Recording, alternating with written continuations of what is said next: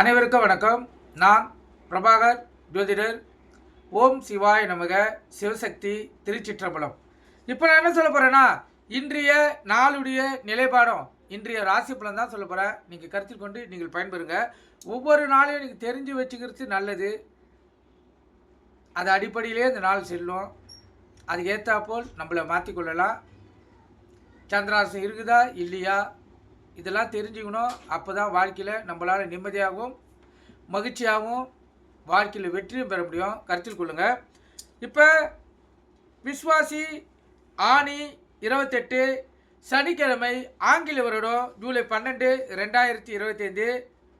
இன்று வேல் நோக்கினால். அதே போல் இன்று திருவோண விரதம். கருத்தில் கொள்ளுங்கள். திருவோண விரதம் பெருமாளுக்கு உரிய விரதம். அதே போல் இன்று அபிஜித் முகூர்த்தம் வேறு. சரியாக 8 நாளுக்கு அபிஜித் முகூர்த்தம் ஆரம்பிக்குது. சரியாக 10:19க்கு இந்த அபிஜித் முகூர்த்தம் முடியுது. கருத்து சொல்லுங்கள். இந்த காலகட்டத்தில் உங்களுக்கு தேவையான அனைத்து விதமான நல்ல விஷயங்களையும் நீங்கள் செய்யலாம். கடனை அடைக்கலாம். கடனுக்காக சிறு தொகையை ஒதுக்கி வைக்கலாம். வீட்டில் தானியங்கள் எப்போது நிறைஞ்சிருக்க ஏதாச்சும் வீட்டு உபயோக பொருட்களை வாங்கிட்டு வரலாம். அரிசி, பருப்பு, சர்க்கரை, உப்பு இது போல் வாங்கிட்டு வந்து நீங்கள் வைக்கலாம். இறையரில் பெறுறதுக்கு தானங்கள் செய்யலாம். இறைவன் முன்னாடி அமர்ந்து உங்களுடைய மன கோரிக்கைகள் எதுவாக இருந்தாலும் அவங்கக்கிட்ட கோரிக்கை வைக்கலாம். இப்போ குழந்தை பாக்கி இல்லைன்னா அந்த 2 மணி நேரம் இறையரில் முன்னாடி உட்காந்து நீங்கள் கோரிக்கையில் வைத்தீங்கன்னா இந்த அபிஜித் முகூர்த்தத்தின் அற்புத பலனால் உங்களுக்கு உங்களுடைய எண்ணங்கள் நிறைவேறும். திருமணம் ஆகலைனாலும் நீங்கள் உங்களுடைய கோரிக்கைகள் வைத்தீங்கன்னா உங்களுடைய கோரிக்கைகள் நிறைவேறும். அபிஜித் முகூர்த்தம் என்பது அற்புதமான முகூர்த்தம். பயன்படுத்தி பாருங்கள். இது ஒவ்வொரு நாளும் 11:45 12:15 மட்டும் வரும் அபிஜித் முகூர்த்தம். இது டெய்லி வர அபிஜித் முகூர்த்தம். அந்த காலகட்டத்தில் யமகண்டம் வந்தாலும் சரி, ராவுகாலம் வந்தாலும் சரி, குளிகன் வந்தாலும் சரி, எது வந்தாலும் சரி, அந்த காலகட்டத்தில் நம்ம என்ன வேணாலும் செய்யலாம். அபிஜித் முகூர்த்தம் இருப்பதால் அந்த அரை மணி நேரம் அந்த கிரகங்கள் செயலை இழந்துடும். கருத்தில் கொள்ளுங்கள். அதே போல் தான் நாளைக்கு 8:04 10:19 மட்டும் அந்த அபிஜித் முகூர்த்தம் வருது. அந்த காலகட்டத்திலும் ராகு காலம், யமகண்டம் எதுவாக இருந்தாலும், குளிகனாக இருந்தாலும் செயல்படுறது அந்த அபிஜித் முகூர்த்தம் தடுத்துடும். கருத்தில் கொள்ளுங்கள். வாழ்க்கையில் கஷ்டங்களும் சரி, பொருள் கஷ்டம், பண கஷ்டமாக இருந்தாலும் சரி, மன கஷ்டமாக இருந்தாலும் சரி, எந்த கஷ்டமாக இருந்தாலும் இறையறிலே சொல்லி நீங்கள் வேண்டுங்க. உங்களுடைய கோரிக்கைகள் நிறைவேற்றப்படும். திருப்பி சொல்கிற, கண்டிப்பாக அபிஜித் முகூர்த்தம் வாழ்க்கையை ஜெயிக்க வைக்கும். நீங்கள் கருத்தில் கொண்டு நீங்கள் பயன்பெறுங்க. நட்சத்திரம் இன்று காலை 8:04 வரை உத்திராடம், பின்பு திருவோணம். திதி இன்று அதிகாலை 3:15 வரை பிரதமை, பின்பு துவாதிகை. யோகம் இன்று முழுவதும் சித்த யோகம். சந்திராசன நட்சத்திரம் பார்த்தீங்கன்னா புனர்பூசம். ராசி பார்த்தீங்கன்னா மிதுனம், கடகம். சந்திராசிரம் பொறுத்து மட்டும் ராசி 50% பாதிக்கும், லக்னத்தை 90% பாதிக்கும். இந்த மிதுன ராசி, மிதுன லக்கணம், கடக ராசி, கடக லக்கணம் இன்று மிகவும் கவனமாக இருக்கணும். வண்டி வாகனம் செல்லக்குள்ள மிகவும் கவனமாக செல்லணும். போக்குவரத்து விதிமுறைகளை கடைபிடித்து செல்லணும். எக்காரத்தை கொண்டு வண்டியை இயக்கி கொண்டு மொபைல் ஃபோனில் பேசக்கூடாது. விபத்துகள் ஏற்படுறதுக்கு அதிக வாய்ப்பு இருக்குது. ஏன்னா சிந்தனை சேதறிடும். சந்திராசனம் அது வேலையை காட்ட ஆரம்பிச்சிடும். அதனால் கவனமாக இருங்க. அதே போல் தொலைதூரத்து அலுவலகத்து செல்கிறவங்க, எங்களை தொலைதூரம் பயணம் மேற்கொள்கிறவங்க, இவங்களாம் விழிப்புணர்வோடு செல்லணும். இப்போ நாளைக்கு பார்த்தீங்கன்னா இந்த குரூப் 1 பரீட்சை ஒரு பகுதி நாளைக்கு நடக்குது. அதில் நிறையா பேர் கடக ராசி இருக்கலாம், கடக லக்கணம் இருக்கலாம். அதனால் விழிப்புணர்வோடு செல்லுங்கள். வீட்டிலேருந்து கிளம்பக்குள்ள அனைத்து உடைமைகளையும் எடுத்துக்கிட்டே பார்த்துங்க. பாதுகாப்பாக செல்லுங்க. கொஞ்சம் முன்கூட்டியே செல்லுங்க. ஏன்னா சந்திராசனம் தடுங்களை ஏற்படுத்தி உங்களை அந்த பரீட்சை எழுத விடாமல் தடுத்துரும். கருத்தில் கொள்ளுங்க. உங்களுக்கே தெரியும் விதிமுறைகள்லாம் இப்போ மாறிட்டு இருக்குது. 10 மணிக்கு பரீட்சைனாலும் 9 மணிக்குள்ளே உள்ளே போனால் தான் நீங்கள் பரீட்சை எழுத முடியும். 9 மணிக்கெலாம் கேட்டை க்ளோஸ் பண்ணிடுவாங்க.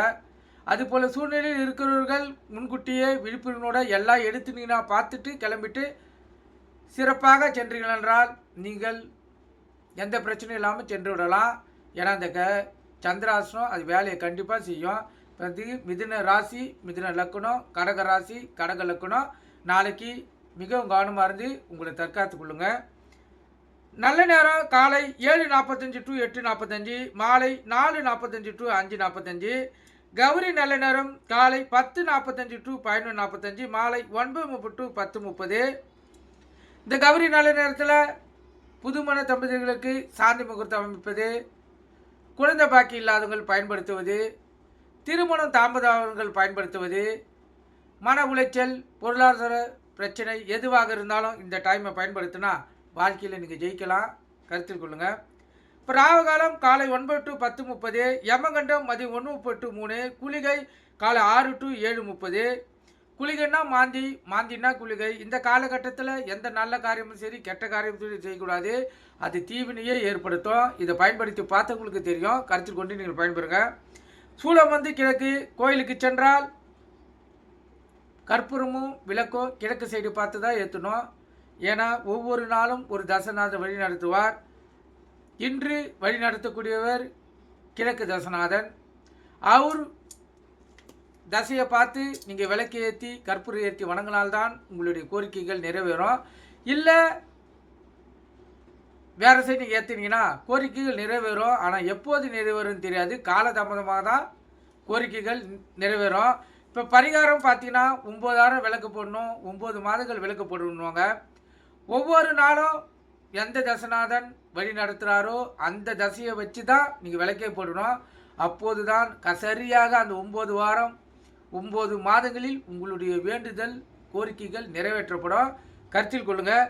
ஒரு இடத்துக்கு நான் போக வேண்டிய சரியான வழியில் போனால் மட்டுமே நம்ம சரியான நேரத்தில் போய் சேர முடியும்.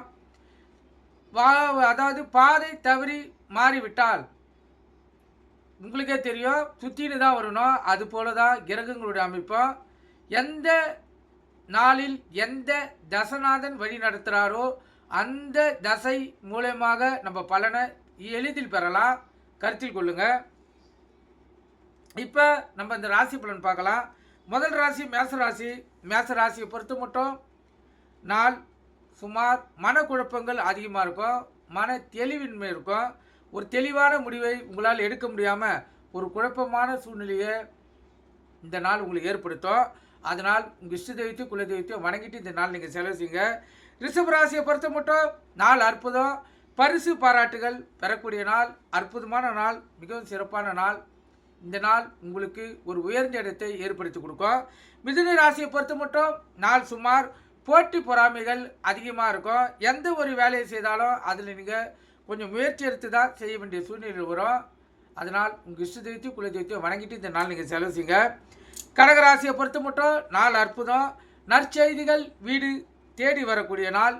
நீங்கள் இந்த நாளில் எந்த ஒரு செயலும் செய்தாலும் உங்களுக்கு வெற்றியை தேடித்தரும். அற்புதமான நாள். சிம்மராசியை பொறுத்த மட்டும் நாள் சுமார் பேராசை அதிகமாக இருக்கும். பேராசை பெரு நஷ்டம். அதுபோல் நஷ்டத்தில் எடுத்து போய் விட்டுரும். அதனால் நீங்கள் உங்கள் மனதை கட்டுப்படுத்தி உங்கள் இஷ்ட தெய்வத்தையும் குல தெய்வத்தையும் வணங்கிட்டு இந்த நாள் நீங்கள் செலவு செய்யுங்க. இந்த நாளில் நீங்கள் ஜெயிச்சு காட்டுவீங்க. கன்னி ராசியை பொறுத்த மட்டும் நாள் அற்புதம். இந்த நாள் உங்களுக்கு ஒரு பெருமையும் ஒரு கீர்த்தியும் ஒரு மகிழ்ச்சியும் ஏற்படுத்தக்கூடிய நாள். கணவன் மனைவிடையே ஒற்றுமை ஏற்படுத்தும். அலுவலகத்திலும் சக ஊழியர்களுடைய நெருக்கம் ஒற்றுமை ஏற்படுத்தும். மேல் அதிகாரிகிட்டையும் உங்களுக்கு மதிப்பு மரியாதை உயரும். கன்னி ராசிக்கு பெருமை சேர்க்கக்கூடிய நாள், அற்புதமான நாள். துலா ராசியை பொறுத்த மட்டும் நற்செயல்கள் நடக்கக்கூடிய நாள், அற்புதமான நாள்னே சொல்லலாம். நீங்கள் இந்த நாளில் எந்த ஒரு வேலையை செய்தாலும் எந்த ஒரு தொழிலை ஆரம்பித்தாலும் அது உங்களுக்கு நற்செயலையே செய்யும், லாபத்தை ஏற்படுத்தி கொடுக்கும். துலா ராசிக்காரர்களுக்கு அற்புதமான நாள். விருச்சிக ராசியை பொறுத்த மட்டும் நாள் அற்புதம். இன்பமான நாள், மகிழ்ச்சிகரமான நாள், உள்ள மகிழும். கணவன் மனைவிடையே ஒற்றுமை கூடும். வெளி வட்டாரத்திலையும் உங்களுக்கு மதிப்பு மரியாதை கூடும். அதே போல் மகிழ்ச்சிகரமான வாழ்க்கைக்கு உங்களுக்கு துணையும் இந்த நாள் புரியும். கருத்தில் கொள்ளுங்க. விருச்சிக ராசிக்காரர்களுக்கு இன்பமயமான நாள். தனுசு ராசியை பொறுத்த மட்டும் நாள் அற்புதம். பரிசு பாராட்டுகள் பெறக்கூடிய நாள். நீங்கள் இந்த நாளில் எந்த ஒரு செயலை செய்தாலும் அதில் நீங்கள் ஜெயிச்சு காட்டுவீங்க. அதே போல் நீங்கள் மற்றவர்களுக்கு ஒரு எடுத்துக்காட்டு உதாரணமாகவும் இந்த நாளில் ஜொலிப்பீங்க. அற்புதமான நாள் தனுசு ராசிக்காரர்களுக்கு. மகர ராசியை பொறுத்த மட்டும் நாள் சுமார் அடுத்தவனுடைய பரிவு, கருணை, உதவி, இரக்கம் இதெல்லாம் ஏற்படக்கூடிய நாள். அதனால் வண்டி வாகனம் செல்லுக்குள்ள மகர ராசிக்காரர்கள் கவனமாக செல்லுங்க. ஏன்னா இதெல்லாம் ஏதாவது பாதிப்பு வந்தால் மட்டும்தான் நம்மளுக்கு தெரியாதவங்க உதவி செய்வாங்க, கருணைப்படுவாங்க, கற்றில் கொள்ளுங்க, பரிவு கொள்வாங்க. அதனால் விழிப்புணோடு இருங்க. உங்கள் இஷ்ட தெய்வத்தையும் குல தெய்வத்தையும் வணங்கிட்டு இந்த நாளை செலவு செய்யுங்க. அவங்க உங்களை காப்பாற்றுவாங்க. அதே போல் உங்கள் முன்னோர்களையும் வணங்குங்க. அவங்க கண்டிப்பாக உங்களுக்கு துணை புரிவாங்க. கும்பராசியை பொறுத்த மட்டும் நாள் சுமாராகணும் இல்லை, அதுக்கும் கீழே இருக்குது. அதிகப்படியான கஷ்டங்களும் துன்பங்களும் பண விரையும், பொருள் விரையும், மன துக்கம், உடல் போதைகள், உடல் சோர்வு இதெல்லாம் ஏற்படக்கூடிய நாள். அதனால் கும்பராசிக்காரர்கள் இன்று மிகவும் கவனமாக இருக்கணும். அலுவலகத்திலும் சக ஊழியர்கிட்ட அனுசரித்து போகணும், விட்டு கொடுத்து போகணும். மனைவிக்கிட்டேயும் கனவுகிட்டையும் விட்டு கொடுத்து சென்றால் தான் இந்த நாள் உங்களுக்கு சிறப்பான பலனை செய்யும். இல்லைனா பாதிப்புகள் அதிகமாக இருக்கும். கருத்தில் கொள்ளுங்கள் கும்பராசிக்காரர்கள். மீன ராசியை பொறுத்த மட்டும் நாள் சுமார் செலவுகள் அதிகமாக இருக்கும். உடல் ஆரோக்கியம் பெறும், ஆனால் செலவுகள் அதிகமாக இருக்கும். அதை நீங்கள் சுப செலவாக மாற்றிக்கினீங்கன்னா உங்களுக்கு சிறப்பு. நீங்கள் கருத்தில் கொண்டு நீங்கள் பயன்பெறுங்க. இந்த மிதுன ராசிக்கோ கடக ராசிக்கோ சந்திராசி இருப்பதால் கவனமாக இருந்து உங்களை தற்காத்து கொள்ளுங்க. அதே போல் இந்த அபிஜித் முகூர்த்தத்தை பயன்படுத்தி நீங்கள் வாழ்க்கையில் வெற்றி பெறுங்க. நீங்கள் கருத்தில் கொண்டு நீங்கள் பயன்பெறுங்க. நன்றி, வணக்கம். வாழ்க வளமுடன்.